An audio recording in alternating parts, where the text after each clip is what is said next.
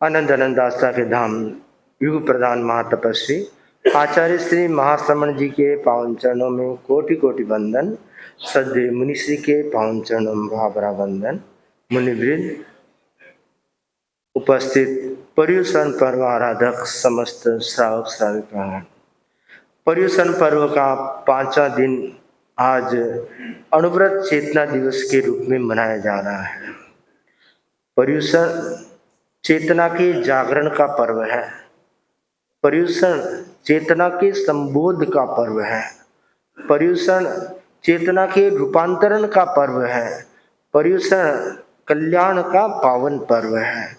पर्युषण की आराधना सभी सुंदर ढंग से आत्म जागृति के साथ करें, यह सभी के लिए बहुत ही अच्छी बात है। मैं आमंत्रित करूंगा आज के कार्यक्रम का शुभारंभ मंगलाचरण से, और मंगलाचरण के लिए उत्तरपाड़ा, रिसड़ा और लीलुआ महिला मंडल की बहनें मंगलाचरण हेतु उत्तरपाड़ा, रिसड़ा और लीलुआ की गुरुवरम वंदे मुनिवरम।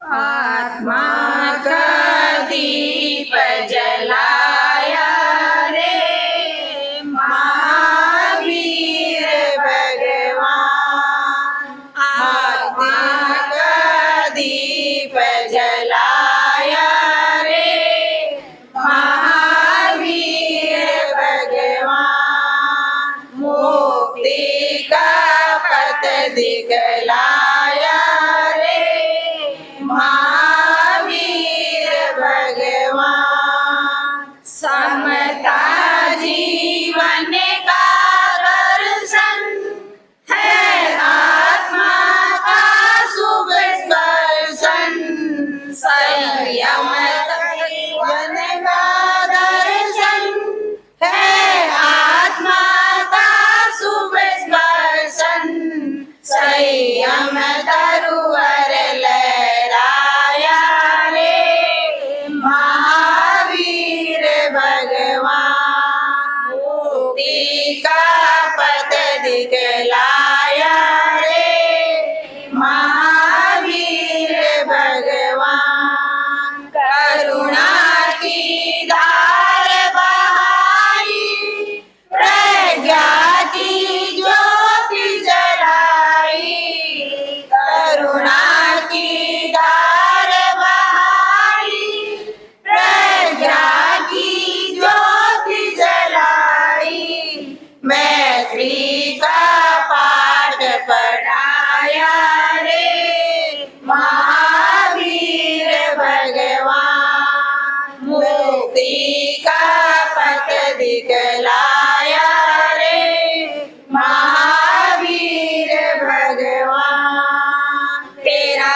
अनेकांत का दर्शन है, अद्भुत और विलक्षण, तेरा अनेकांत का दर्शन है, अद्भुत और विलक्षण है, समाधान दिखलाया रे महावीर भगवान, मुक्ति का पथ दिखलाया रे महावीर भगवान, जो तेरी शरण में आए, निज जीवन को महकाए, जो तेरी शरण में आए, निज जीवन को महकाए, अपना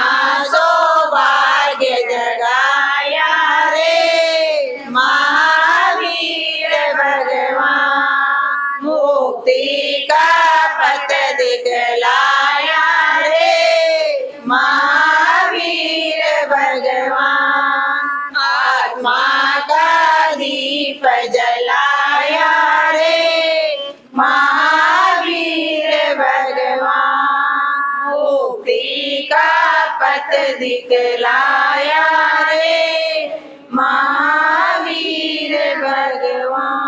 के लिए राष्ट्र की जनता को अपनी दिशा बदलने का आह्वान किया जाता है। जन भावना में परिवर्तन होते ही राष्ट्र के व्यक्तित्व में रूपांतरण घटित हो जाता है। अनुव्रत नया इंसान पैदा करने की पृष्ठभूमि को निर्माण करता है। इंसान को पैदा करने का अर्थ उसे जन्म देना नहीं, नया जीवन देने से है। उपनिषद का एक प्रसंग है। ऋषि उद्दालक ने अपने पुत्र श्वेत केतु से कहा, तुम जाओ और सामने वृक्ष दिखाई दे रहा है, उसका एक फल तोड़ के लाओ। श्वेत केतु गया और फल तोड़कर लाया। ऋषि बोले, अब इसे तोड़ो। पुत्र ने फल को तोड़ा। उद्दालक ने पूछा, इसमें क्या दिखाई दे रहा है? श्वेत केतु ने कहा, इसमें तो बीज है। पिता ने आदेश दिया, बीज को तोड़ो। पूछा, इसमें क्या है? श्वेत केतु, इसमें तो कुछ भी नहीं है। उद्दालक ने कहा, जो कुछ है इसी में है। तुम स्थूल में गए हो, सूक्ष्म में जाओ, तुम पाओगे इसमें एक वट वृक्ष छिपा है। हम उस सूक्ष्म में नहीं जा रहे जहाँ बदलने की क्षमता है। जब तक स्थूल जगत से सूक्ष्म जगत में प्रवेश नहीं करेंगे, तब तक बदलना, परिवर्तन या समस्या का समाधान होना कठिन है। जहाँ परिवर्तन किया जा सकता है वहाँ हम नहीं जा रहे, और जहाँ बदला नहीं जा सकता है उस स्थूल की परिक्रमा कर रहे हैं। अनुरत का दर्शन इस सूक्ष्म में ध्यान केंद्रित करता है। भारत की आजादी के साथ साथ भारतीय जनता को अनुरत का दर्शन दिया गया। उस समय अनुरत की जितनी प्रासंगिकता थी, आज भी उतनी ही है। इसका अर्थ यह है, अनुरत त्रैकालिक है, यह सार्वभौम है, सबके लिए है। भारत की जनता से जितनी लोकप्रियता मिली, समकालीन आंदोलनों को नहीं मिल पाई। इसका एक ही कारण है, अनुरत की भित्ति व्रत के आधार पर टिकी हुई है। जब तक जीवन में व्रत है, तब तक जीवन है। वर्तमान युग में मनुष्य जिस त्रासदी को भोग रहा है, वह व्रतहीन संस्कृति जीने का दुष्परिणाम है। जाति, प्रांत और धर्म के नाम पर जो विवाद बढ़ रहा है, उसका एक ही समाधान और सीधा समाधान है, अनुव्रत। नैतिकता की सुर सरिता में जन जन मन पावन हो, संयम जीवन हो, संयममय जीवन। अपने से अपना अनुशासन, अनुव्रत की परिभाषा, वर्ण जातिया संप्रदाय से मुक्त धर्म की भाषा। छोटे छोटे संकल्पों से मानस परिवर्तन हो, संयममय जीवन। मैत्री भाव हमारा सबसे प्रतिदिन बढ़ता जाए, समता अस्तित्व समन्वय नीति सफलता पाए। शुद्ध साध्य के लिए नियोजित मात्र शुद्ध साधन हो, संयममय जीवन। विद्यार्थी या शिक्षक हो, मजदूर और व्यापारी, पार। नर हो नारी बने नीतिमय जीवन चर्या सारी। कथनी करनी की समानता में अर्पित चरण हो संयममय जी। प्रभु बन कर के ही हम प्रभु की पूजा कर सकते। प्रामाणिक बन कर ही संकट सागर तर सकते। आज अहिंसा शौर्य वीर्य संयुक्त जीवन दर्शन हो संयममय जी। सुधर व्यक्ति समाज व्यक्ति से राष्ट्र स्वयं सुधरे। तुलसी अणुव्रत सिंहनाद सार जग में प्रसरे। मानवीय आचार संहिता में अर्पित तन मन हो संयममय जीवन। नैतिकता की सुर सरिता में जन जन मन पावन हो संयममय जीवन हो संयममय जीवन हो। ओम। जीवन कैसा हो? संयम से युक्त हो। आचार्य तुलसी ने अणुव्रत का आंदोलन प्रारंभ किया, जन जन की संयम की चेतना को जगाने के लिए। जहाँ असंयम है वहाँ पर हिंसा है, प्रमाद है, मृत्यु है, और जहाँ पर संयम है वहाँ पर वास्तव में जीवन है। दुनिया में हजारों लोग, लाखों लोग असंयम के कारण अपने जीवन को, मनुष्य रूपी जीवन को, अनमोल जीवन को यूं ही व्यर्थ गंवा रहे हैं। एक संयम का सूत्र उनके जीवन में आ जाए तो उनके जीवन का कायाकल्प हो सकता है। एक ड्राइवर बड़ी तेजी के साथ गाड़ी को चला रहा था, स्पीड बहुत ज्यादा थी। ट्रैफिक पुलिस का जवान खड़ा था, उसने इशारा किया, भाई स्पीड बहुत ज्यादा है, गाड़ी तेज है और तुम्हारी गाड़ी में लाइट भी नहीं है, रात का टाइम है तो लाइट, हेडलाइट नहीं होगा तो इस स्पीड में गाड़ी चलाने से दुर्घटना होने की संभावना रहती है। दूर से इशारा किया कि गाड़ी रोको। गाड़ी की स्पीड ज्यादा थी, स्पीड तो कम नहीं हुई, परंतु वह ड्राइवर ट्रैफिक जवान के पास में से गुजरते हुए बोला कि सामने से हट जाओ, इसमें लाइट तो नहीं है सो नहीं है, ब्रेक भी नहीं है।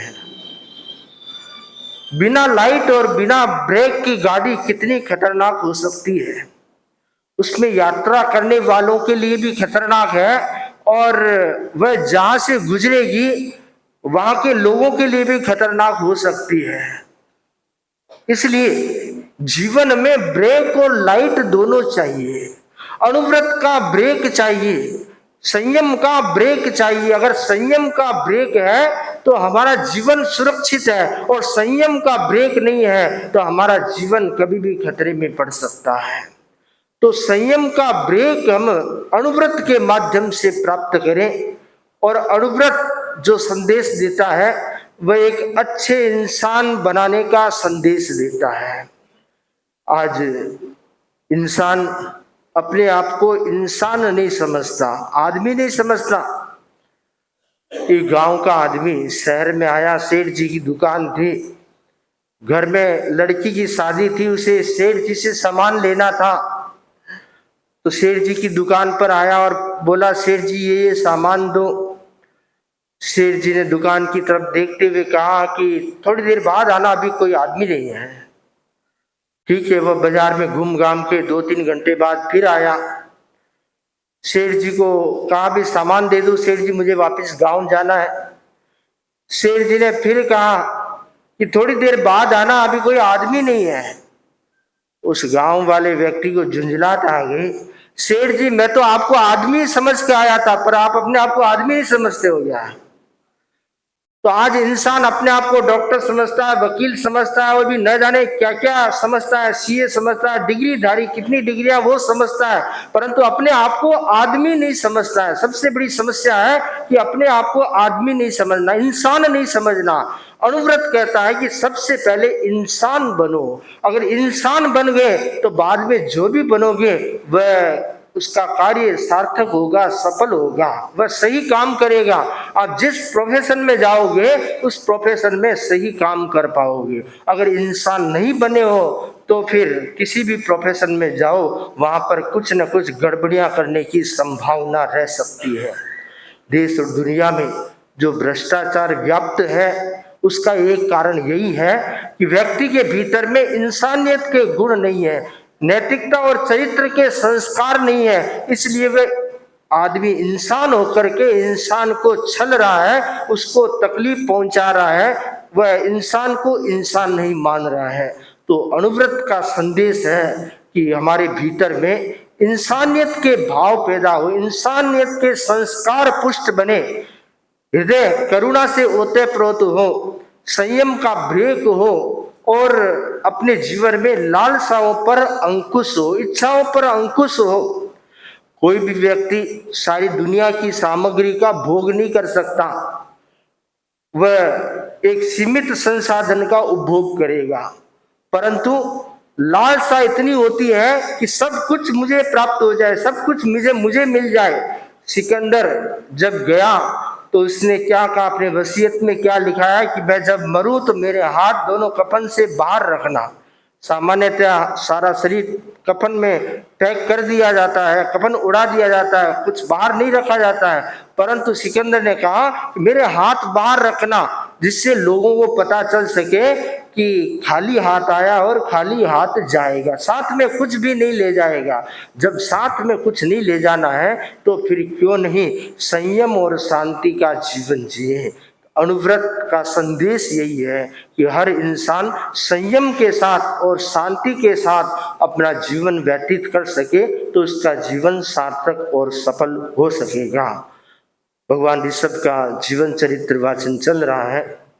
मैंने 9वें भाव की चर्चा की, 10वां भाव देवलोक का और 11वां भाव जिसमें ऋषभ का जीव जम्बूद्वीप में वज्र नाभ के रूप में स्थापित होते हैं। वज्र नाभ अपने पिता के उत्तराधिकारी बनते हैं। वज्रनाभ जब जन्म लेते हैं तो उनकी माँ को 14 स्वप्न आते हैं। 14 स्वप्न किसकी माँ को आते हैं? तीर्थंकर की माँ को 14 स्वप्न आते हैं, 14 स्वप्न देखती है, और चक्रवर्ती की माता 14 स्वप्न देखती है। तो स्वप्न पाठकों ने कहा कि आपका पुत्र चक्रवर्ती होगा। उसका नाम रखा गया वज्रनाभ। और उसके पूर्व भाव के जो 5 मित्र थे, वो 6 मित्र थे, वो सब क्रमशः वज्र नाभ के परिवार में और मित्र के रूप में यहाँ जन्म लेते हैं।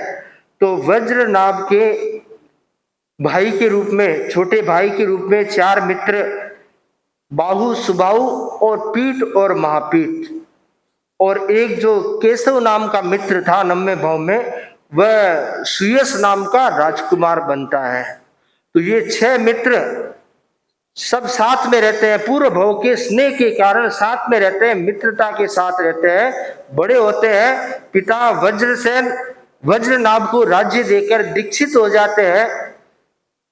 दीक्षा लेने के बाद पिता को केवल ज्ञान होता है, तीर्थ की स्थापना करते हैं, तीर्थंकर बनते हैं। भगवान ऋषभ का जीव स्वयं तीर्थंकर बनने से पहले के भाव में चक्रवर्ती बनते हैं और उनके पिता तीर्थंकर होते हैं। एक बार तीर्थंकर भगवान देशना देते देते विचरण करते हुए उनकी नगरी में पधारे। देशना दी, वज्रनाभ, उनके ये सब भाई मित्र सभी लोग देशना सुनने के लिए गए। देशना सुनकर के वैराग्य भाव उत्पन्न हुआ और इन सब ने दीक्षा स्वीकार कर ली। सभी दीक्षित हुए। दीक्षित होने के बाद साधना कर रहे हैं। बाहु और सुबाहु सेवा भावी होते हैं।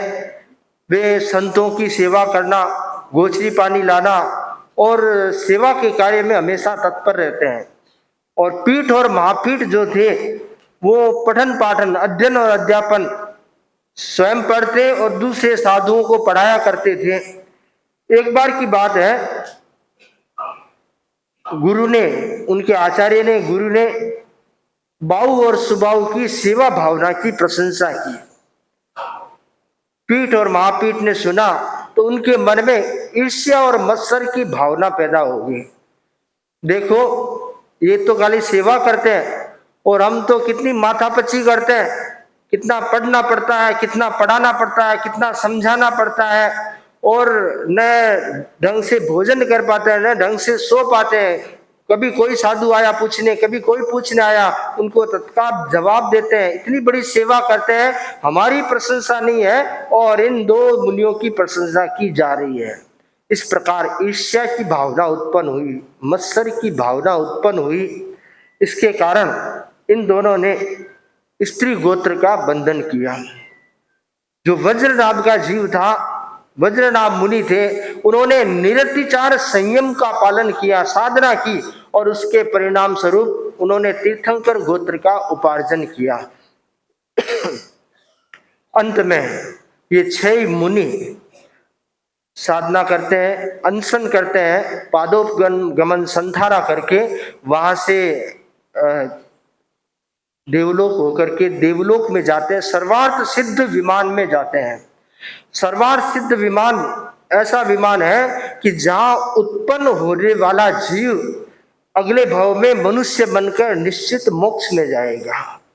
तो वहां पर वो 33 सागरोपम की आयु वहां पर भोगते हैं, देवायु भोगते हैं, और देवायु पूर्ण करके वज्रनाभ का जीव भरत क्षेत्र में मरुदेवा और नाभि, मरुदेवा की कुक्षी में आते हैं और यहाँ पर उनका जन्म होता है। चैत्र कृष्णा अष्टमी के दिन मरुदेवा ने एक पुत्र युगल को जन्म दिया, क्योंकि योगलिक काल संपन्नता की ओर था, योगलिक काल अंत काल की ओर था। उस समय जो संतान होती थी योगलिक युगल के रूप में होती थी, एक लड़का और एक लड़की साथ में जन्म लेते थे। तो ऋषभ का जन्म हुआ और जन्म के साथ उनके साथ एक लड़की का भी जन्म हुआ, एक भाई बहन जोड़े का जन्म हुआ। जन्म होने के बाद 64 इंद्रों ने और हजारों देवताओं ने उनका जन्मोत्सव मनाया। तीर्थंकरों का जन्मोत्सव 64 इंद्र मनाते हैं और उनका अभिषेक करते हैं, मेरू पर्वत पर अभिषेक करते हैं। जब देवों को वहां इकट्ठा हुआ देखा गया तो बहुत सारे योगलिक भी इकट्ठे हो गए। भीड़ देखते हैं ना, तो भीड़ जहाँ होती है वहां दूसरे लोग भी देखने के लिए आ जाते हैं क्या हो रहा है। तो योगलिकों ने वहां देखा कि इतने देव क्यों इकट्ठे हुए हैं। उन्हें पता चला कि बालक का जन्म हुआ है, उसका उत्सव मनाने के लिए देवता आए हैं। तो कहते हैं योगलिकों ने भी देवों का अनुसरण किया और उन्होंने भी अपने हिसाब से बालक का जन्मोत्सव मनाया। तो जन्मोत्सव इस अवसर्पिणी काल में सबसे पहला जन्मोत्सव अगर किसी का मना है तो वह भगवान ऋषभ का मना है। सबसे पहला जन्मोत्सव भगवान ऋषभ का मनाया गया। तो बालक ऋषभ का जन्म हुआ। पिता ने उनके नामकरण की घोषणा की, क्योंकि बालक के उरु प्रदेश में वृषभ का चिन्ह था और माता को जो स्वप्न आए उसमें पहला स्वप्न भी वृषभ का था। तो उस चीज को ध्यान में रखकर उन्होंने बालक का नाम वृषभ रखा, वृषभ, और वही नाम वृषभ से आगे चलकर ऋषभ हो गया और ऋषभ के नाम से वो पुकारे जाने लगे। तो भगवान ऋषभ का जन्म इस धरा के लिए बहुत ही कल्याणकारी साबित हुआ और कल्पसूत्र की टीका में उनके 5 गुण निष्पन्न नाम बतलाए गए हैं। पहला वृषभ, दूसरा प्रथम राजा, तीसरा प्रथम भिक्षाचर, चौथा प्रथम जिन और पांचवा प्रथम तीर्थंकर। तो भगवान ऋषभ का जीवन चरित्र अपने आप में सभी के लिए प्रेरणादायी है। हम आगे भी उस पर और चर्चा कर पाएंगे।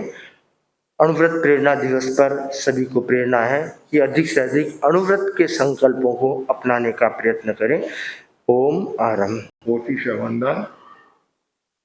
मुनिवृंद, उपस्थित पर्युषण पर्व की आराधना करने वाली श्रावक श्राविकाएं,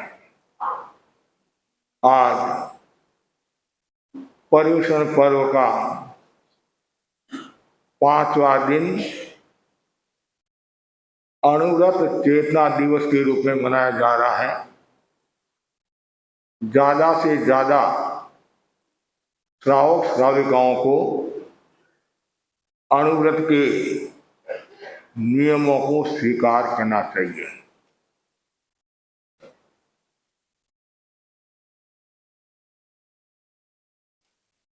भगवान महावीर का जीवन दर्शन चल रहा है।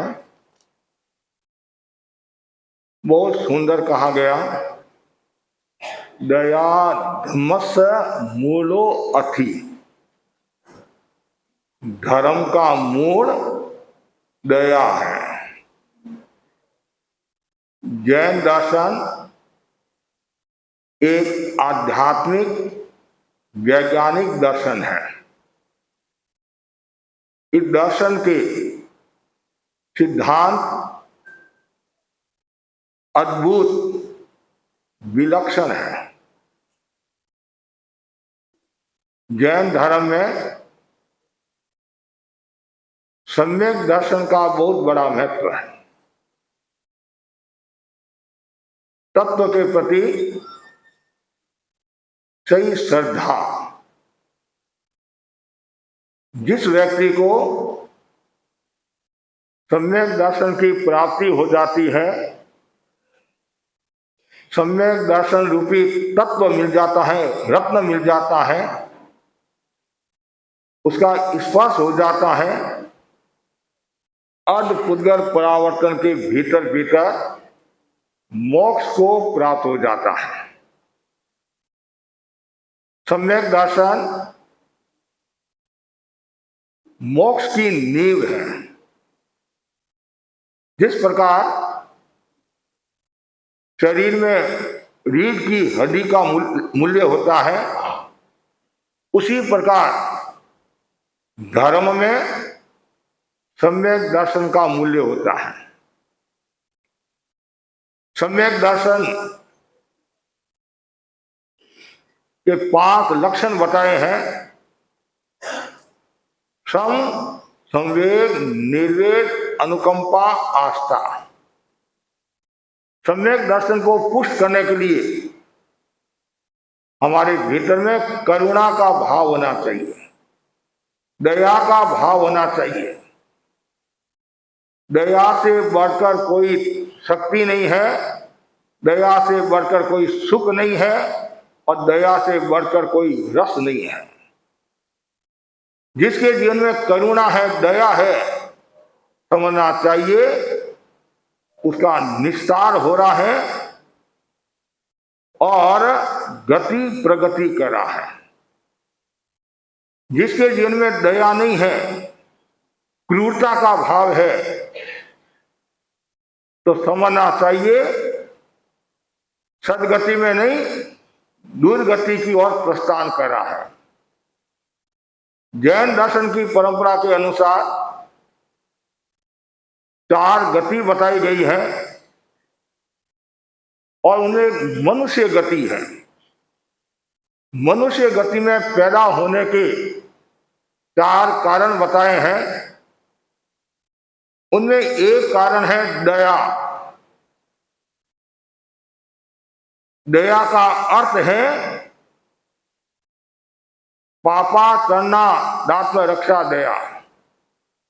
जो पाप आचरण में डूबा हुआ है, हिंसा भोग में डूबा हुआ है, तत्व समझाकर धर्म में स्थित करना, वह है दया।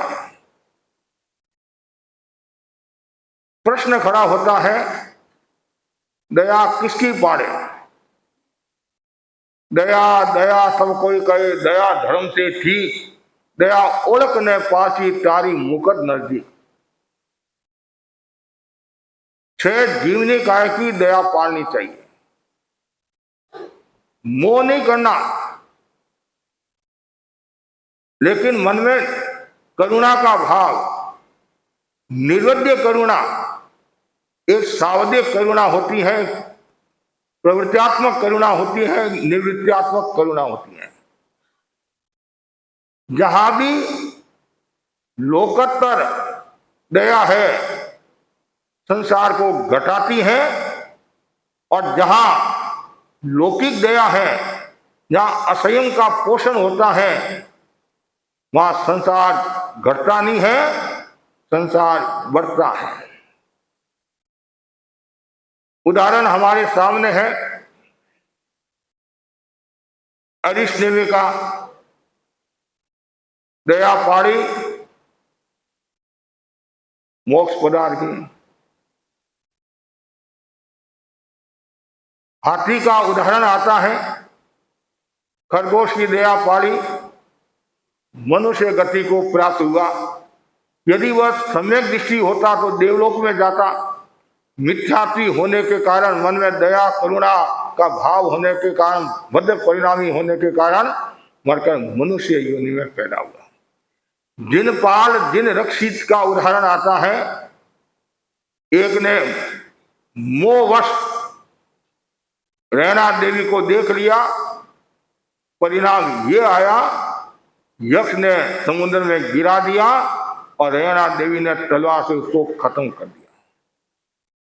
एक भाई ने मोह नहीं किया, बच गया। एक ने मोह किया, वो मर गया। ऐसी एक नहीं अनेक घटनाएं हैं। दया को समझना जरूरी है।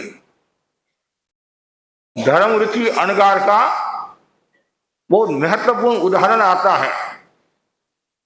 जब एक गोत्री के लिए पधारते हैं, वहां नागश्री बहिन ने तुम्बे का साग बनाया था, सब्जी बनाई थी। वो टेस्ट किया, वो कड़वा था। अपने आप को बचाने के लिए, डांट से बचने के लिए परिवार वाले लोग उपाय देंगे कि इतना तुमने नुकसान कर दिया। वो परिस्थापन करने के लिए जारी, और जैसे मुनि को देखा यह अच्छा अवसर है, मैं भी बच जाऊंगी, और मुनिराज को वो बैरा दिया। मुनिराज समताधारी थे, ठिकाने आए, कायोसर किया। मुनिराज ने गुरु को पात्र दिखाया। मुनिराज ने कहा, ये क्या बेटा, ये खाने का नहीं है, ये तो जहर है, कड़वा तुम्बा है। जाओ परिस्थापन करके आओ। कुछ लोग कहते हैं पात्री परिया पचकार, पात्र में जो भी आता है साधु को खा लेना चाहिए। किसी ने पात्र में पत्थर गहरा दिया, क्या पत्थर खाएंगे साधु क्या? ऐसी घटना घटी। विरोध और के कारण, द्वेष के कारण एक व्यक्ति ने पात्र में पत्थर गहरा दिए, और वही व्यक्ति तत्व समझा और तेरापन के अनुकूल हो गया। इसका मतलब ये नहीं है पात्र पाना पचका, मतलब जो पात्र में आया वो खा लिया, जहर आ जाएगा थोड़ा ही खा जाएगा। तो वैसे ही मुनिराज ने कहा जाओ परिष्टापन करके आओ। मुनिराज जंगल में पधारे, पात्र को रखा और एक बूंद नीचे गिर गई। इनसे न जाने कितनी कीड़ियां चींटियां मृत्यु को प्राप्त होगी। उसमें उनके मन में आया, अनुकंपा का भाव आया, करुणा का भाव आया, मेरे जोग से इतनी हिंसा। मन में वो सावधान अनुकंपा नहीं, और तत्काल उन्होंने क्या किया, पूरा का पूरा खुद ने खा लिया। समता के साथ मृत्यु को प्राप्त हुए और सदगति को प्राप्त हुए। तो जिसके मन में दया का भाव, करुणा का भाव होता है, और जैन दर्शन भी कहता है, 10वें कालिक सूत्र में भी बताया गया है, परमं नानम तो दया। अब दया का पालन कब होगा, जब आपके पास में ज्ञान होगा, सत्य जीवनी काय का ज्ञान होगा, हे उपादेय ज्ञेय का ज्ञान होगा, तभी आप दया का पालन कर सकते हैं। इसलिए हमेशा मन में करुणा का भाव होना चाहिए, दया का भाव होना चाहिए। और दया का भाव कब पैदा होगा, जब भीतर में पाप भीरुता होगी। और अहिंसा, अहिंसा बहुत बड़ी शक्ति है। और अहिंसा का विकास कब होता है, जब मन में करुणा होती है, दया होती है, तब अहिंसा का विकास होता है। और जहां क्रूरता है वहां हिंसा है, और जहां करुणा है वहां अहिंसा है। जहां पोषण है वहां अहिंसा है, और जहां शोषण है वहां हिंसा है। पोषण में करुणा का भाव होगा, और जितनी ज्यादा करुणा होगी उतना ही आपका जीवन नैतिक होगा, प्रामाणिक होगा। और जितनी ज्यादा करुणा होगी, दया होगी, उतना ही आपका जीवन प्रमोद भावना से अभिभूत होगा। प्रमोद भावना का प्रतिपक्षी क्या है, ईर्ष्या। जहां ईर्ष्या है वहां व्यक्ति का विकास नहीं होता है, और ईर्ष्या के कारण कितने लोगों का नुकसान हुआ है। आचार्य महाप्रगति फरमाते हैं, ईर्ष्या एक ऐसी बीमारी है जिसका कोई उपचार न तो आयुर्वेदिक में है, न यूनानी चिकित्सा में है, न होम्योपैथी में है, और न एलोपैथिक में है। यह सूखा रोग है, और जिसको लग गया वो सूख जाएगा और मृत्यु को प्राप्त हो जाएगा। एक दिन दुनिया से चला जाता है। ये कोई संक्रामक बीमारी नहीं है, ये वही पैदा होती है जहां समाज व्यवस्था दोषपूर्ण होती है। जहां संविभाग नहीं होता है वहां ऐसी समस्याओं का जन्म होता है। जहां आपस में प्रेम और सौहार्द नहीं होता है, व्यवस्था सम्यक नहीं होती है, वहां फिर ईर्ष्या का भाव पैदा होता है। और ऐसे आप एक दूसरे को कहते, महाराज ये मेरे से जलता है, कहते नहीं। कोई अच्छा काम करता है तो किसी को सुहाता नहीं है। उसमें यह सोचना चाहिए ये मेरा भाई है, साधर्मिक भाई है, धर्मी भाई है, ये इतना आगे बढ़ रहा है तो मेरे गौरव की बात है, मेरा समाज शक्तिशाली हो रहा है। लेकिन बड़ा कठिन काम है। कहना तो सरल है, आप हमारे सामने तो बहुत बोलते हैं, महाराज हमारी बहुत प्रमोद भावना, आगे बढ़ो आगे बढ़ो आगे बढ़ो, और आगे बढ़ो पीछे से खींचो। केकड़ा वृत्ति, ये समाज में जो केकड़ा वृत्ति है बड़ी खतरनाक है। आप कहेंगे केकड़ा वृत्ति क्या है? चौपाटी बंबई, वहां एक व्यक्ति के पास में दो छाबड़े थे। एक छाबड़ा में मछलियां थी और एक छाबड़े में केकड़ा था। तो जहां मछलियां का जो छाबड़ा था उसके ऊपर कपड़ा ढका हुआ था, और जहां केकड़ा जिस छापड़े में थे वह कपड़ा ढका हुआ नहीं था। उधर से एक महाशय निकला, वह बोला, भाई तुमने इतनी मेहनत करके केकड़ा निकाले हैं, ये चले जाएंगे, तुम्हारी मेहनत पर पानी फिर जाएगा। वो भी कम नहीं था, पढ़ा लिखा इंसान तो नहीं था, लेकिन उसके पास में दिमाग भी था। वो बोला, महाशय लगता है आप केकड़ा के बारे में जानते नहीं है। क्यों नहीं जानता हूं? केकड़ा केकड़ा ये सब निकल जाएंगे, कहीं जाने वाले नहीं है। जैसे ही एक केकड़ा जाने की कोशिश करता है और दूसरा केकड़ा उसका पैर पकड़ता है, भाई कहाँ जा रहा है, यही रे। और यही स्थिति समाज की है। एक ऊपर चढ़ रहा है और दूसरा उसका पैर खींच रहा, भाई कहाँ जा रहा है, 50 साल से मैं यहाँ बैठा हूं और तुम कल आया और मेरे से आगे जा रहा है, चुपचाप बैठ जा। कभी कभी कोई बोलने वाला है और 2-4 बोला, अच्छा बोलने लग गया, लोगों ने प्रशंसा की, इतने में तो समस्या होगी। उस समय यह सोचना ये हमारा भाई है, मेरा भतीजा है, काका है, मामा है, तो समझना चाहिए आपके भीतर में प्रमोद भावना है, और जहां प्रमोद भावना होगी वहां करुणा का विकास होगा। श्रीमद रायचंद का उदाहरण आपके सामने है। जोरी था, बड़ा सौदा हुआ और कोई कारण ऐसा हुआ, सामने वाले व्यक्ति को नुकसान पहुंच रहा था, 50,000 का नुकसान। आज की बात नहीं है, बहुत पुरानी बात है। तत्काल श्रीमद रायचंद ने उसको बोला कि वो रुका कहाँ है, पहले रुका लिख ले, रुका, और यह बोला ईमानदारी के साथ, आप डरो मत, जितना भी भुगतान होगा सारा का सारा मैं दूंगा, आप चिंता मत करो, no tension all your tension. Shrimad Raichand ने कहा, एक मार मेरे को दे। अरे आपको देने की आवश्यकता, मैं दूंगा आपको, मेरे को रुका दे। रुका दिया और फाड़ने लगे, और क्या करे हो, तत्काल फाड़ दिया। और श्रीमद रायचंद बोले, श्रीमद रायचंद दूध पिला सकता है, किसी का खून नहीं पी सकता है। कितनी गहरी बात बताई। आज समाज की क्या स्थिति है, समाज की बहुत दयनीय स्थिति है। कोई किसी में मांगता है और वो जानता है अभी विकट परिस्थिति में, फिर भी वहां जाकर क्या कहता है, देना पड़ेगा, नहीं तो ये जेल, वो ऐसा वो। उस समय कहां आपकी मानवता गई, कहां आपकी उदारता गई।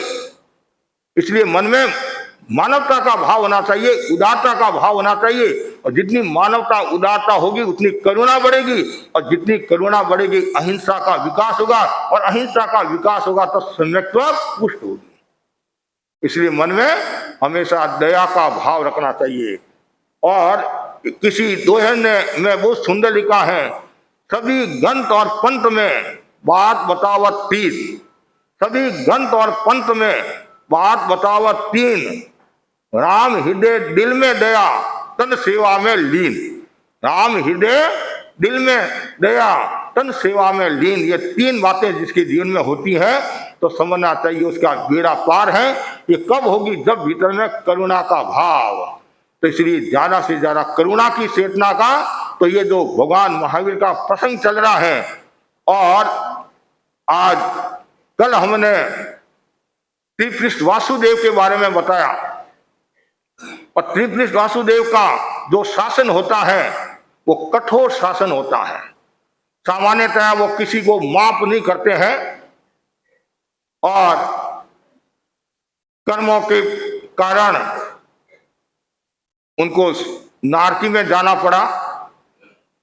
और कुल मिलाकर उनका जो आयुष्य था वासुदेव का 84 लाख पूर्व, बचपन 84 लाख वर्ष, बचपन 25,000 वर्ष, मांडलिक राजा 25,000 वर्ष तक, दिग्विजय यात्रा 1,000 वर्ष तक, अवशिष्ट 83 लाख 49,000 वर्ष तक वासुदेव पद पर रही, और वहां से आयुष्य पूर्ण किया। साथ ही नारकी में गए, वहां से वापिस केसी सिंह बनते हैं, और वापिस वो कहाँ जाते हैं, चौथी नारकी में जाते हैं। और यहाँ तिरंस के अनेक भव होते हैं, और वो भव यहाँ गिने हुए नहीं है, अनेक भव किए, उनकी गिनती में नहीं है।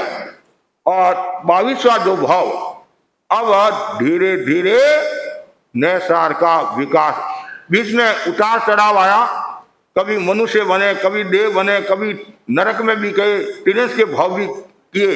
अब ये अशुभ गति के एक दृष्टि से ताला लगा दिया और यहाँ से आई से फोन करके 22वां भव जो है वो है रतनपुर नगर का, और वहाँ प्रिय मित्र राजा और विमला महारानी जिसके गर्भ से विमल राजकुमार का जन्म हुआ, यौवन वन में प्रवेश किया और शादी के बंधन में बांध दिया।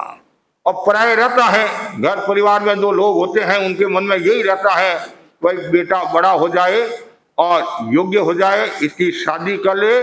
और बहुओं के सासुओं के थोड़ा ज्यादा होता है, मेरे बहू आएगी पैर दबाएगी गड़ा नहीं पैर दबाएगी और रहता है, और फिर ठकुराई और मैं सासू बन गई हूं।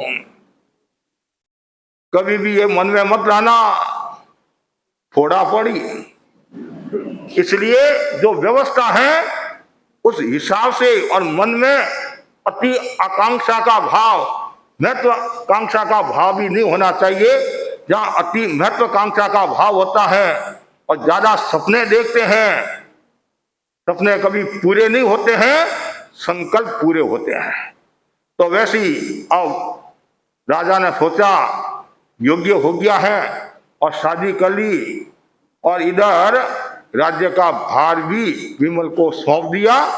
इधर अब प्रिय मित्र ने सोचा मैं भी अब वृद्ध हो गया हूं, मेरी आत्मा का कल्याण करना है, और उन्होंने दीक्षा लेकर अपनी आत्मा का कल्याण किया। इधर राजा विमल अनुकंपाशील था, मन में दया का भाव था। सामान्यतः ऐसा कहा जाता है राजेश्री नरकेश्वरी।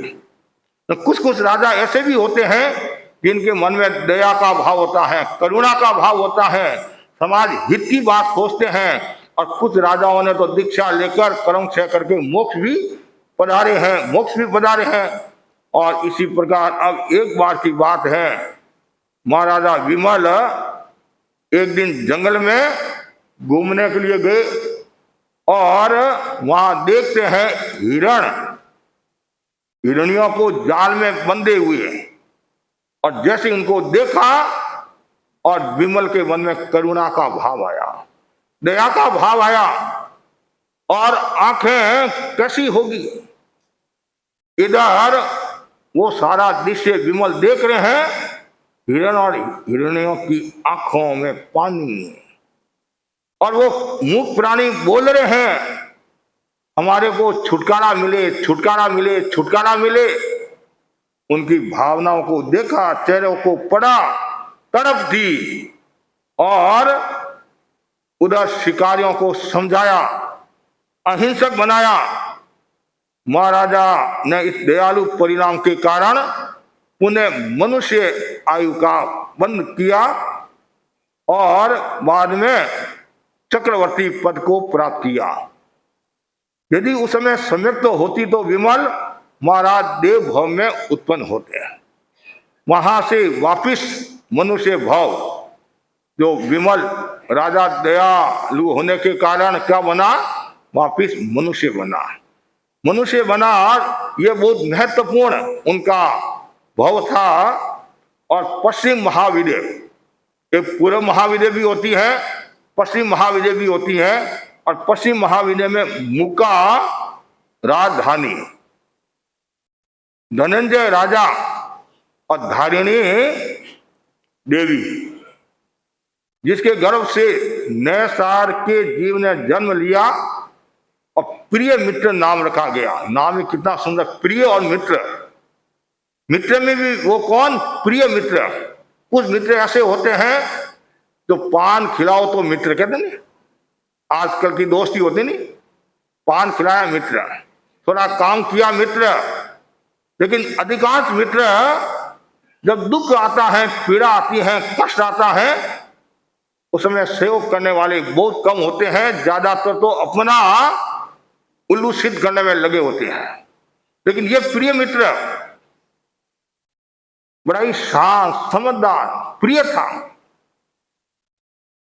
और यौवन की अवस्था में आए राजा रानी ने सोचा अब क्या करना है, शादी करा दी। उन्होंने अपनी आत्मा का कल्याण कर दिया। और प्रिय मित्र, यहाँ चक्रवर्ती बनकर राजपद का भोग किया। यहाँ चक्रवर्ती बनता है, जैसे बताया गया था नहीं, प्रथमो वासुदेव हूं, मैं पहला वासुदेव हूंगा, चक्रवर्ती भी हूंगा। ये मुका नगरी में, ये मुका नगरी में चक्रवर्ती पद, और चक्रवर्ती 6 खंड के मालिक होते हैं। और चक्रवर्ती की सेवा में देवता रहते हैं और राजा लोग अधीन रहते हैं। आत्मरक्षक देवता होते हैं, 9 निधिया, 14 ये 9 निधिया सिद्धिया और 14 रत्न आदि खूब उनके होते हैं। और यहाँ तक बताया गया है कि चक्रवर्ती की जो खीर होती नहीं, खीर 1 लाख गायों के दूध से बनी हुई होती है। कितनी? 1 लाख गायों के दूध से बनी हुई। कैसे?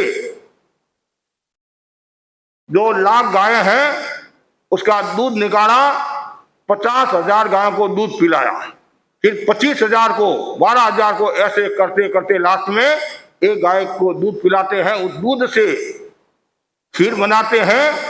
वो खीर हर कोई खा नहीं सकता है, हर कोई पचा नहीं सकता है, चक्रवर्ती की खीर।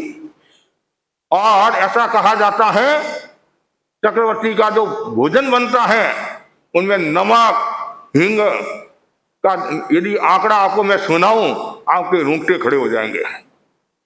इतना उनका प्रभाव होता है। बड़ा परिवार होता है। 64,000 रानियां होती। कितनी?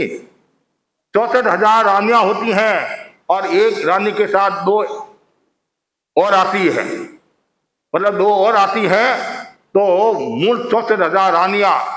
और चक्रवर्ती का अलग प्रभाव होता है। और चक्रवर्ती अवस्था में यदि मृत्यु को प्राप्त होते हैं तब तो नरक में जाना होता है। और चक्रवर्ती पद छोड़ देते हैं, दीक्षा ले लेते हैं, स्वर्ग या मोक्ष को प्राप्त होते हैं। तो ये चक्रवर्ती बने, 6 खंड का भोग किया और लास्ट में चिंतन किया, संसार की नश्वरता को समझा, बोध हुआ अब मुझे मेरी आत्मा का भी कल्याण करना है। तो वहां पोटिलाचार्य, कौन से आचार्य?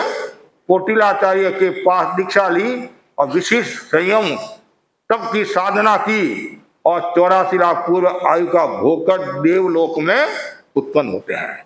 और वहां से वापिस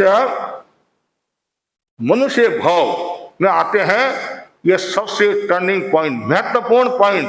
जैसे कल रात्रि में कार्यक्रम हुआ था नहीं, मैं बदल गया हूं, आप लोग भी सब बदल गए होंगे। महाराज हम जितने बदले उतने तो आप ही नहीं बदले होंगे, आप ही नहीं बदले होंगे। और ये जो भाव है, भरत क्षेत्र जैसे महावीर क्षेत्र है, इरावत क्षेत्र है, वैसे हमारा क्षेत्र का क्या नाम है? भरत क्षेत्र है। 5 भरत, 5 इरावत, 5 महावीर क्षेत्र, 15 कर्म भूमि और 2.5 द्वीप, जम्बू द्वीप, धात्रीखंड और पुष्कर। इनमें मनुष्य रहते हैं और साधु विचरण करते हैं। और यहाँ से जीव मोक्ष को प्राप्त होता है। 2.5 द्वीप के बाद कोई भी जीव मोक्ष को प्राप्त नहीं होता है। रानी ने सुंदर पुत्र को जन्म दिया। रानी का नाम भद्रा और राजा का नाम क्या था? जितशत्रु। ऐसा कहा जाता है, नाम भी हो सकता है और यदि कहीं नाम का उल्लेख नहीं होता है तो जितशत्रु। क्यों? शत्रुओं को जीतने वाला। जितशत्रु और धारिणी नाम भी हो सकता है, कहीं उल्लेख ना हो तो धारण करने वाली वो धारिणी, ऐसा भी संभवतः कहीं कहीं उल्लेख आता है। और पुण्यवान पुत्र को जन्म दिया। और जिसके घर में पुत्र होता है और यदि वो पुण्यवान होता है तो उसका अलग ही रूप होता है। जब माता के घर में जीव आता है और कभी कभी कहते महाराज मेरे घर में कोई होनहार शिशु लग रहा है, पुण्यवान आत्मा लग रही है। क्यों? उसको कैसे पता चला? उसके भाव वैसे बन जाते हैं। उसकी भावधारा, यात्रा, अंतर यात्रा, खान पान आदि उस रूप में हो जाते हैं। और कभी कभी हम ऐसा भी सुनते हैं, गर्भवती महिला को कोयला खाने की इच्छा होती है, कोयला खाने की इच्छा होती है, मेट वो खाने की इच्छा होती है। क्या बोलते हैं? मेट ही बोलते हैं, बोलो मेट मेट, वो खाने की इच्छा होती है, राख खाने की भी इच्छा हो जाती है, अलग अलग खाने की इच्छा होती है। तो ये जो इच्छाएं होती हैं संभवतः वो शुभ नहीं है, वो अच्छी नहीं होती है। तो ये अब पुत्र को जन्म दिया, पुत्र बड़ाई होनहार पुण्यवान, और सबसे महत्वपूर्ण बात पुत्र निर्लिप्तता अनासक्त चेतना का धनी था, और उसका नाम रखा गया नंदन कुमार। क्या नाम रखा गया? नंदन कुमार। वन कितने हैं? 4 वन है, नहीं मेरे ऊपर 4 वन हैं, उनमें एक नंदन वन भी आता है, और 13पन धर्म संघ को नंदन वन कहा गया है। गुरुदेव ने मुंबई चातुर्मास किया, नंदन वन नाम रखा था, नंदन वन। तो नंदन वन का बहुत बड़ा मूल्य है। इस बालक का नाम भी क्या रखा है? नंदन। और बालक का नंदन नाम रखा, और बालक बड़ा होता है। पिता ने सोचा उत्तराधिकारी बनाना पड़ेगा, तो उत्तराधिकार प्राप्त करने के बाद भी विरक्त भाव रहा। कुछ राजा ऐसे होते हैं, राजा होने के बावजूद भी निर्लिप्तता की साधना करते हैं, और कुछ अध्यक्ष भी ऐसे होते हैं जो निर्लिप्तता की साधना करते हैं, और साधु हमेशा निर्लिप्तता का भाव रखते हैं। तो ये राजा बनने के बावजूद भी मन में विरक्ति का भाव, शब्द रूप रस गंध स्पर्श में डूबा हुआ नहीं, बस केवल आत्मा की आराधना और अपने कर्तव्य का निर्वहन करा है। और लास्ट में कोटिलाचार्य का शहर में पदार्पण हुआ। जब संत महात्माओं का शहर में पदार्पण होता है, आचार्यों का पदार्पण होता है, तो विशेष बात होती है। आचार्य पधारते हैं तो एक विशेष नजारा होता है। अभी आप लोगों ने सूरत में देखा, इतना भव्य नजारा, हजारों लोग आचार्य की देशना सुन रहे हैं, और भव्य आत्माओं का कल्याण हो रहा है। और उन भव्य आत्माओं में कोई दीक्षा के लिए भी तैयार हो जाती है। तो कब पता नहीं चलता कब किसका भाग्योदय होता है, सर्वोदय होता है, आत्मोदय होता है। तो नंदन मुनि ने अंतिम समय में, कब? जब 1 लाख वर्ष जीवन के वर्ष अवशेष रहे, तब उन्होंने संन्यास ग्रहण किया, दीक्षा ली। दीक्षा लेने के बाद में साधु क्या करता है? ज्ञान दर्शन साहित्य तत्व की आराधना करता है, और साधु बन गया। और यदि वो ज्ञान दर्शन साहित्य तत्व की आराधना नहीं करता है, तो एक दृष्टि से वो अपने जीवन को व्यर्थ बेकार गंवा रहा है। साधु बन गया, यदि वो पंचायती करता है, अनावश्यक हस्तक्षेप करता है, साधना से दूर रहता है, तो उसकी साधना धूमिल हो जाती है। नंदन मुनि साधना में लग गए। और उसमें भी विशेष बात, कुछ साधु हमारे ऐसे होते हैं जो ज्ञान आराधना में तेज होते हैं, कुछ दर्शन आराधना में तेज होते हैं, कुछ चारित्र आराधना में तेज होते हैं, और कुछ तप आराधना में तेज होते हैं। लेकिन हमारे ये नंदन मुनि ने कौन सा पथ अपनाया? तप का पथ अपनाया। ऐसे ज्ञान दर्शन में तो आगे थे ही, और इतना, और आप जानते हैं तप का बहुत बड़ा मूल्य है। हमारे जिन शासन में बड़े बड़े तपस्वी संत सत्या हुए हैं, नंदन मुनि का हम उदाहरण देते हैं, धन्ना अणगार का उदाहरण देते हैं। धन्ना कौन? एक तो शाली बुद्धे वाला धन्ना, सारा बेनोई। एक दूसरा धना कौन था? काकंदी का धना। काकंदी का धना ऐसा कहा जाता है, मात्र 8-9 महीना साधुवन पारा, उसमें 8 महीना तक बेले बेले की तपस्या, पारना में आमिल, और लास्ट में 1 महीना संथारा करके आत्मा का कल्याण किया, ऊंची गति को प्राप्त हुए। और ऐसे ही जो भगवान महावीर के शासनकाल में जो साधना हुई, काली महाकाली बड़ी बड़ी तपस्या करके, वर्तमान ओली आदि ऐसे महाभद्रोत्तर तो और भी संसत्या ने तपस्या करके आत्मा का कल्याण किया। और 13पन धर्म संघ में भी एक से बढ़कर तपस्वी साधु साध्वी हुए हैं। मैंने पहले भी आपको बताया था, साध्वी धुमा जी ने 6 बार 6 मासी तपस्या की। मुनि अनूप चंदी स्वामी ने 5 बार 6 मासी तपस्या की। साध्वी भूरा जी ने 12 मासी तपस्या की। मुनि वृद्धि स्वामी ने, मुनि शुक्लाली स्वामी ने बड़े बड़े तप किए। और घोर तपस्वी शुक्लाली स्वामी ने तो 180 दिन तक वो 24 उपवास करते थे और पारना में पानी का भी सेवन नहीं करते थे, पानी का भी सेवन नहीं करते थे। 180 दिन तक पानी का सेवन नहीं किया।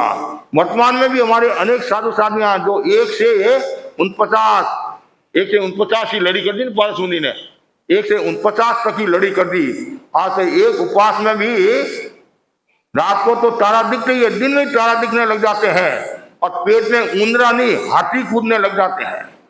धन्य है वो साधु साध्वी और श्रावक श्राविका जो तपस्या करके अपनी आत्मा का उत्थान करे हैं। और सामने संवत्सरी महापर्व आ रहा है और अभी से कुछ लोगों को टेंशन हो गया है, उपवास उपवास उपवास। और बच्चों का मन है उपवास करने का और माँ बाप कहते बेटा उपवास नहीं करना, कल तुम्हारे पेपर है। अरे आप इतने डर गए, इतने कायर हो गए, कुछ होने वाला नहीं है। अरे तब का एक अलग प्रभाव होता है। बचपन में जो ये सीख लेता है तो आगे समस्या नहीं आती है। और बचपन यदि कोरा रह गया तो बूढ़ापा फिर कोरे ही समझो आप, वो धर्म से नहीं जुड़ेगा। इसलिए धर्म से जोड़ना जरूरी है। बच्चों को संस्कार दो, बड़ों को संस्कार दो, कुछ भी हो जाए संवत्सरी का उपवास करना, संवत्सरी के दिन दुकान मंगल रखकर और खमत खावना करना प्रतिगमन करके। तो वैसे ही मुनिराज ने जो मैं बता रहा था तपस्या के आंकड़े, और एक थोड़ा सा आंकड़ा मैं आपको सदाशर का बताऊंगा। मंत्री मुनि का सदाशर में काफी प्रवास रहा और ये 2007 से लेकर मैं कुछ बातें बता रहा हूं। और विक्रम संवत 2007 और एक साथ में 809 तेले हुए और 16 पचरंगी हुई 2007 में। 2008 में संवत्सरी के दिन 10,746 उपवास हुए और विक्रम संवत 2008 में एक दिन में 55,621 समाई हुई और एक दिन में 2,852 पोषद हुए और एक वो जो उपवास की बारी रोजाना 127 उपवास चलते थे रोजाना और 127 उपवास की बारी और एकांतर तप 267 और 2008 में आषाढ़ सुदी 14 से भाद्र शुक्ला छठ तक 37,437 दिन तपस्या। इतनी तपस्या हुई। वर्ष 103 महीना 11 और दिन 27 इतनी तपस्या हुई। विक्रम संवत 2010 में 12, 13, 14 जो स्वामी जी के दिन आते नहीं जन्मोत्सव और 831 तेले हुए। फिर उसके बाद में विक्रम संवत 2012 में भाद्रवदी 12-13 1586 बेले हुए।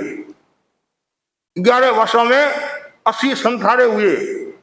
विक्रम संवत 2008 में 2086 संवर हुए। इतनी तपस्याएं हुई और हमारे मुनि अमलोकचंदी स्वामी ने 9 की तपस्या में संवत्सरी के दिन 9 घंटा प्रवचन किया। बोलो ऐसे और एक नहीं अनेक ऐसे तपस्वी हुए। मुनि उगमराजी स्वामी जिन्होंने 37 मास खमन किए और 700 के आसपास तेले किए। मुनि भागचंदी स्वामी ने मतलब 27 मास खमन उन्होंने किए। वर्ष का 1 मास खमन समझ लीजिए आप। और उनका जीवन इतना प्रारंभ में इतना अच्छा नहीं था, स्वभाव अच्छा नहीं था, लेकिन संतों का योग मिला, चिंतन बदला, भावना बदली और तपस्या में जीवन लगा दिया, आत्मा का कल्याण कर दिया। तो वैसे ही नंदन मुनि हो गए और उन्होंने तपस्या प्रारंभ की और 1 लाख वर्ष जीवन में कितने मास खमन किए? 11,60,000 मास खमन किए। कितने? 11,60,000 मास खमन है।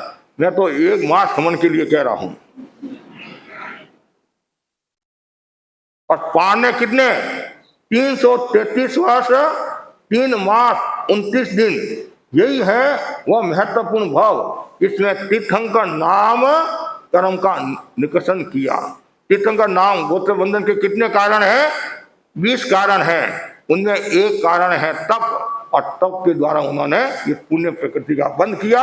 और फिर बाद में उन्होंने जो पिछले भव में जो पाप आदि हुए थे, त्रिपृष्ठ वासुदेव आदि भव में जो अर्जित पाप कर्मों की विशुद्धि के लिए उन्होंने आलोचना की, कर्मों का खूब खात्मा किया और अनेक भवों के दुर्भावों की आलोचना की और लास्ट में 2 मास का अनशन करके समाधि मरण को प्राप्त हुए। और 26वां जो भव है वो कौन सा भव है?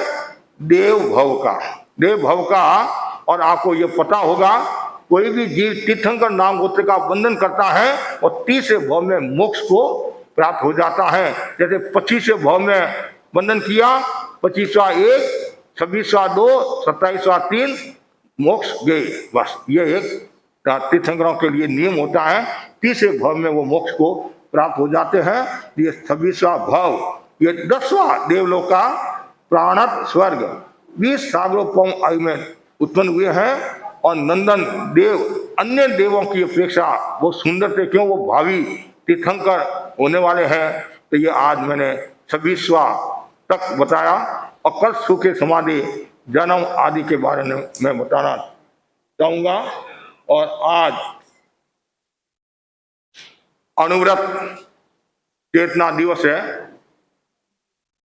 और आपको पता है गुरुदेव तुलसी ने अनुव्रत आंदोलन का सूत्रपात किया था। एक बच्चा स्कूल पढ़ने के लिए गया और बच्चा नटखट था, चंचल था, शैतान था और लापरवाही के कारण उसने नक्शे को फाड़ दिया। किसको फाड़ दिया? नक्शे को फाड़ दिया। छोटा बच्चा था, टीचर ने सोचा इसको क्या दंड दूं, क्या इसको मारूं, छोटा बच्चा कल कुछ हो जाएगा तो और मुश्किल हो जाएगी। आखिर टीचर था, टीचर ने कहा तुम्हारे को यही दंड है और विश्व का नक्शा बनाओ। क्या वापिस नक्शे को जोड़ना है, नक्शे को जोड़ना, विश्व का नक्शा बनाओ। अब बच्चा तो जानता नहीं था, छोटा बच्चा था और इधर उधर उधर देखा लेकिन कुछ समझ में नहीं आया। आखिर वो विश्व का नक्शा तो नहीं जानता था, तो मनुष्य बनाने का नक्शा जानता था। मनुष्य बनाने का नक्शा जानता था तो उसने क्या किया? तो वो जोड़ता गया, मनुष्य बनता गया, मनुष्य बनता गया और साथ साथ में वो विश्व का नक्शा भी बन गया। विश्व का नक्शा भी बन गया तो व्यक्ति सुधार ही विश्व सुधार का सीधा रास्ता है। और व्यक्ति सुधार का महत्वपूर्ण जो कार्य है वह है अनुव्रत। अनुव्रत जागृत शक्ति की प्रयोगशाला है। अनुव्रत का अर्थ छोटे छोटे नियम को स्वीकार करना है। सरल भाषा में मुनि मोहनलाल जी आम्बेडकर की भाषा में जीवन की न्यूनतम आचार संहिता का नाम अनुव्रत है। अनुव्रत नैतिकता का आंदोलन है, सत्य का आंदोलन है। अनुव्रत का मूल जो आधार है मानवीय एकता का विकास। व्यापार में प्रामाणिकता का भाव, व्यवहार में ईमानदारी का भाव। अनुव्रत चरित्र शुद्धि का आंदोलन है। वर्तमान में चारों ओर भय, हिंसा, आतंक, भोग की घटनाएं घट रही है। कोई भी व्यक्ति अपने आप को सुरक्षित नहीं मान रहा है। सबको भय है, डर है कि कहीं हमारा नुकसान न हो जाए, चरित्र का हनन न हो जाए। चरित्र की बात तो सब करते हैं लेकिन चरित्र की साधना करने वाले कितने हैं? हेल्थ, वेल्थ, कैरेक्टर 3 शब्द आते हैं।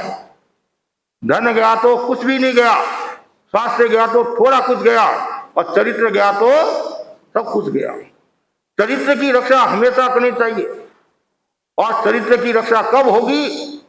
जब कथनी करनी में समानता होगी, नैतिकता का भाव होगा, प्रामाणिकता का भाव होगा, तब चरित्र की शुद्धि होगी। एक व्यक्ति बहुत बड़ा वक्ता था और उसने जोरदार भाषण दिया। किस पर भाषण दिया? चाय पर।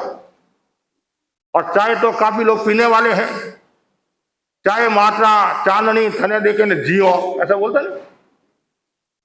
सुबह उठी पहले चाय, और कुछ तो भाई खुद चाय बनाते हैं, कमरे में चाय लेकर जाते हैं। होम मिनिस्टर साहब चाय पीजिए, मैदान में आइए, ऐसे भी होता है।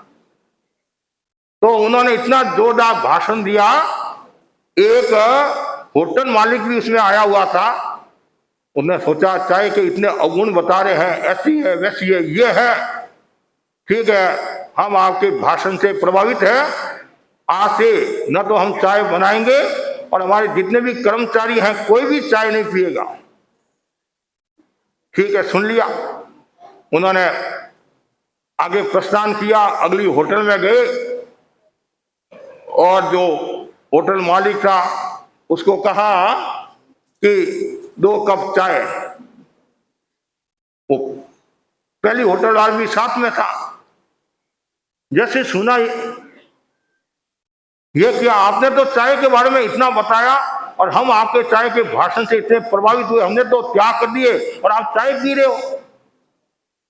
तब उसने बड़ी मार्मिक बात कही कि मेरे को भाषण बहुत देना पड़ता है और गला भी जाम हो जाता है, कभी रास्ता तो जाम होता ही है, कभी ये भी जाम होता है, थकान आती है, इसलिए 2 घूंट चाय पी लेता हूँ, 2 कप चाय पी लेता हूँ। तो फिर आपने त्याग क्यों कराए लोगों को? अरे कहना अलग बात है, करना अलग बात है। कथनी करने की असमानता होती है तब ऐसी घटनाएं घटती हैं, और कथनी करने की समानता होती है तब समाज तेजस्वी होता है, तब अनुव्रत का एक माहौल दूसरा हो जाता है। अनुव्रत का माहौल तो जैसा है वैसा ही रहेगा, लेकिन व्यक्तियों के भीतर में भाव दूसरा आ जाता है। इसलिए कथनी करने की समानता जरूरी है। आचरण जिनका सही होता है उसका एक मूल्य हो जाता आचरण। आप चरण की पूजा मत करो, आचरण की पूजा करो। एक गरीब और अमीर 2 आदमी का आयुष्य पूरा हुआ, ऊपर गए, कहा छत पर नहीं, यमराज के पास। यमराज के पास गए और यमराज ने दोनों का लेखा जोखा देखा और कहा गरीब भाई तुम तो ऊपर जाओ, स्वर्ग में जाओ, और जो अमीर भाई था उसको कहा तू नरक में जा। वह बोला हम संसार में तो देखते हैं पक्षपात, भाई भतीजावाद, यहाँ भी भाई भतीजावाद, यहाँ भी आप पक्ष। यमराज के प्रति तो हमारी इतनी आस्था है। आपको पता है मैं रोजाना मंदिर में आरती करता हूँ, रोजाना पूजा करता हूँ, ये करता हूँ, वो करता हूँ, इसलिए मैं तो स्वर्ग में जाऊंगा। तब यमराज ने बड़ी मार्मिक बात की, तू आरती तो करता है, पूजा भी करता है, लेकिन तू लोगों को ठगता है, बेईमानी करता है, धोखाधड़ी करता है, इसलिए तुम्हारे को नरक में जाना पड़ेगा। और ये किसी को ठगता नहीं है, ईमानदार है, प्रामाणिक है, इसलिए ये स्वर्ग में जा रहा है। आचरण का कितना महत्व है। तो हमारा चरित्र सुंदर होगा तो सब काम अच्छे होंगे। तो अनुव्रत क्या करता है? चरित्र शुद्धि की बात करता है। अनुव्रत आचार संहिता नहीं है, पूरे हमारे जीवन का दर्शन है। अनुव्रत मुस्कान है और धर्म और व्यवहार का सेतु है। और जो अनुव्रत की साधना करता है वो काफी हद तक अपने जीवन को अच्छा बना देता है। गुरुदेव तुलसी के हम आभारी हैं जिन्होंने अनुव्रत आंदोलन का सूत्रपात किया।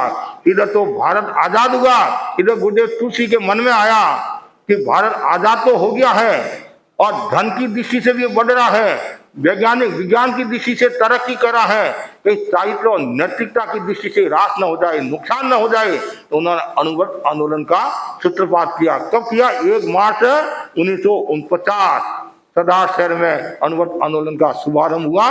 और फुलरिया बीज के दिन अर्थात फाल्गुन शुक्ला द्वितीया के दिन कालगुणी का जो जन्मदिन है उस दिन अनुव्रत आंदोलन का सूत्रपात किया। और वहां से गुरुदेव ने यात्रा प्रारंभ की और सबसे पहला जो अधिवेशन चांदनी चौक दिल्ली में हुआ।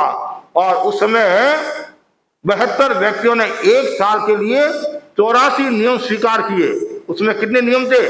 84 नियम थे। और उसकी गूंज देश में नहीं विदेशों में भी हुई। और पत्रकार ने लिखा पत्र में, एक दुबला पतला मानव जो देश सुधार की बात कर रहा है फिर विश्व सुधार की बात करेगा। तो गुरुदेव तुलसी ने खूब कार्य किया।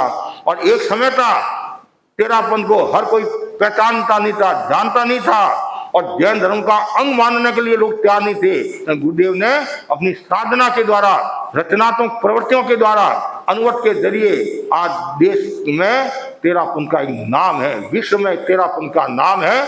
जब हमारे तेरापंथ युवा परिषद बेंगलोर के युवक राज्यपाल से मिलने के लिए गए राजभवन में, तो कहा अभी समय नहीं है। उन्होंने कहा हम गुरुदेव तुलसी के शिष्य हैं। कि वो अनुव्रत वाले, हाँ आ जाओ। कितना मतलब अनुव्रत का महत्व है। और बड़े बड़े राजा महाराजा नेता लोग अनुव्रत से जुड़े। राजेंद्र बाबू ने तो अनुव्रत का कितना समर्थन किया। उन्होंने कहा मेरे को कोई पद देना चाहते हैं तो अनुव्रती संघ का पद देना। और उन्होंने राजेंद्र बाबू अनुव्रत समर्थक पद देना। और नेहरू जी से मुलाकात कराने में राजेंद्र बाबू की महत्वपूर्ण भूमिका रही।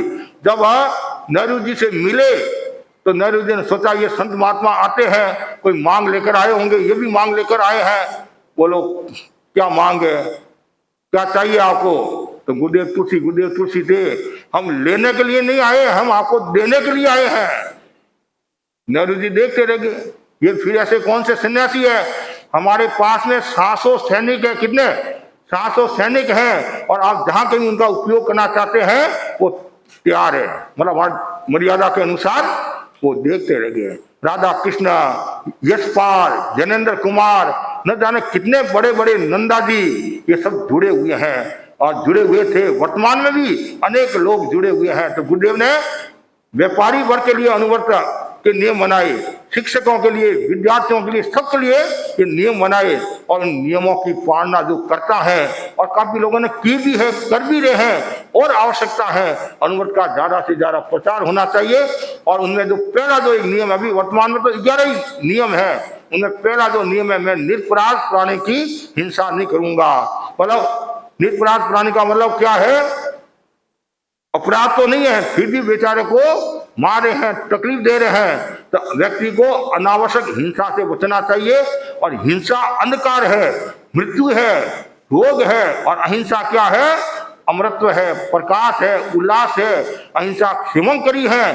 आज यदि विश्व में अहिंसा का भाव आ जाए, आज चारों ओर जो युद्ध हो रहे हैं, और देखो ध्यान से सुनने की बात है, हिंसा का प्रशिक्षण दिया जा रहा है, मारक पदार्थों का निर्माण हो रहा है, मादक पदार्थों का निर्माण हो रहा है, लेकिन अहिंसा का प्रशिक्षण देने वाले कौन? गुरुदेव महाप्रज्ञ जी ने ये पहल की। उन्होंने अहिंसा यात्रा का प्रारंभ किया। फिर आचार्य महासमंद जी ने अहिंसा यात्रा के जरिए और लोगों को अहिंसा का प्रशिक्षण दिया, सद्भावना, नैतिकता, नशा मुक्ति के बारे में बताया। तो आज आवश्यकता है हमारे समाज में भी अहिंसा का विकास हो, और अहिंसा का विकास स्वयं से होगा, फिर हम आगे की बात कर सकते हैं। भ्रूण हत्या से बचना चाहिए, ये जो आक्रामक नीति है उनसे बचना चाहिए, और एक दूसरे को मारने की प्रेरणा देना वो भी हिंसा है। सताना, तकलीफ देना, पीड़ा देना, किसी का रास्ता बदलना वो भी हिंसा है। तो व्यक्ति को हिंसा से बचना चाहिए। और ऐसे ही पर्यावरण शुद्धि की बात करता है अनुव्रत, और तौर पर हिंसात्मक प्रवृत्ति में भाग नहीं लेना, व्यवसाय में प्रामाणिकता रखना, मिलावट नहीं करना, नशा मुक्ति की साधना करना आज बहुत जरूरी है। समाज में नशा मुक्ति की साधना, और कोई भी व्यक्ति यदि नशा करता है तो वो धन और धर्म दोनों से दूर हो जाता है। धन का भी नाश होता है और धर्म का भी नाश होता है। तो आवश्यकता है हम अनुव्रत के नियमों को श्रावक लोग आत्मसात करने की कोशिश करें। हम तो पहले ये कहेंगे महाव्रती बनो, आप महाव्रती नहीं बन सकते हैं, व्रती बनो, अनुव्रती बनो। कुछ न कुछ जीवन में त्याग होना चाहिए। क्यों? आप जानते हैं सब जीवन में सुख और शांति चाहते हैं, और सुख और शांति का आधार क्या है? संयम, व्रत और त्याग है। ये तीन यदि जिनके जीवन में है तो समझना चाहिए वो सुखी है और आनंद के साथ। इसलिए और अनुव्रत का मूल उद्देश्य है स्वस्थ समाज की संरचना, और इसका उद्घोष क्या है? संयम खलु जीवनम संयम ही जीवन है, तो वह सभी संयम का विकास करे। और पर्युषण पर्व में हमारे भाई बहन काफी संयम करे हैं, आहार का, इंद्रियों का, शरीर का, आदि का, भाषा का।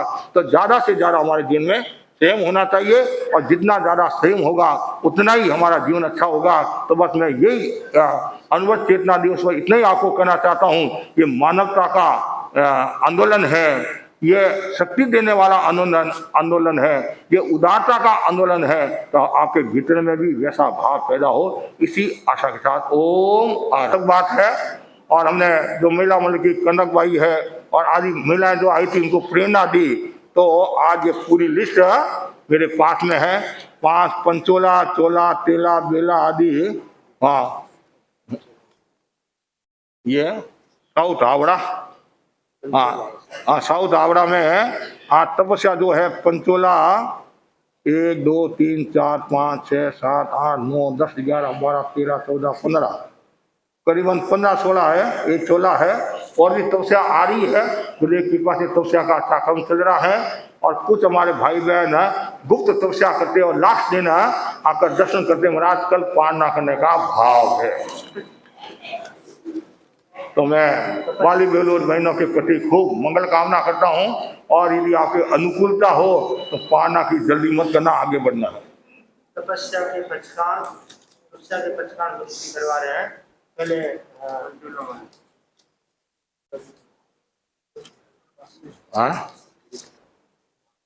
अशोक कुमार जी दुगर, हाँ, तो विमर्शी भाई ने उगे सूर्य अवतम पत्रिकाओं के भी त्याग है, ठीक है। कुमुद बनमेचा और तेला लंदन में है, मेरी भतीजी।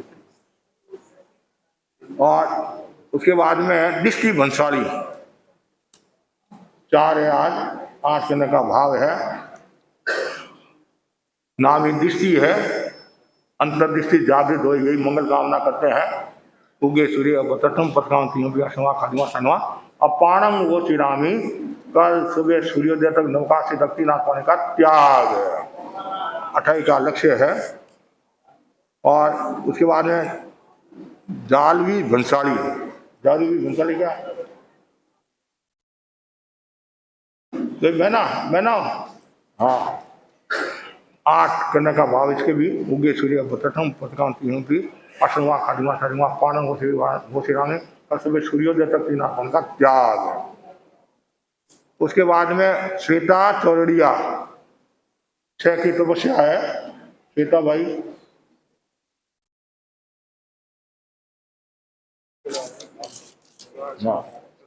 उगे सूर्य अवतम पत्रिकांत अपाणंग गोशी रामी कल सुबह सूर्योदय तक 3 या 4 आसमान का त्याग है। आगे लिखा हुआ नहीं है, इसलिए आगे बढ़ते जाना है। ये जो पचरंगी श्रीमती कनक डागलिया पंचोला, विमल जी हिरावत पंचोला, 5 वाले जो भी है वो एक साथ सूर्य देवी दुगर 5, गुलाबाई 5, चंदा मुसर 5, ये 5 है। उसके बाद में प्रकाश जी मालू, खुशबू श्यामसुगा, मीना नौलका, कनक डाकली नाम गुलाब है जी सब आगे। अनामिका, भूपेंद्र जी श्यामसुगा, गरिमा घोषल और नीतू ताते, सूर्य देवी दुगड़, अनु पुगलिया, विमला देवी घोड़ावत, मोनिका बाटिया, अजय जैन, एक 4, बाकी सबके 5 है। तो पंचोला वालों को एक साथ में मैं पचकान करा रहा हूँ, एक साथ में पंचोला वाले जिनके पंचोला है आगे कर लो। हाँ हाँ, उगे सूर्य अवतम पत्रिकाओं अपाणंग वो श्री रामी कल सुबह सूर्योदय तक 3 या 4 आत्मानी का त्याग है। हाँ, हमारी जो महिलाएं श्राविकाएं हैं पोषा भी करी है, और पंचोला भी कमला भाई ने बताया 5 पंचोले हो गए नहीं। और क्यों भाई ने भाई के तो मौन सही थे, बहुत अच्छी बात है। मोहित आया, मोहित हाँ, उगे सूर्य अवतम पत्रिकाओं अपाणंग वो श्याम कल सुबह सूर्योदय तक 3 आत्मानी का त्याग है। इसके भी पंचोला है। भारतीय बुतोरिया के 6 है। हाँ, ये कहीं भारतीय भैया ने उगे सूर्य अवतम पत्रिकांति में असनवा खनिवा शनिवा अपारम होते अंक सुबह सूर्योदय तक सेनापति का त्याग है। हाँ, चोला वाले जिनके चोला है, चोला मोनिका भाटिया, प्रतीक्षा पटावरी, नव्या दुगर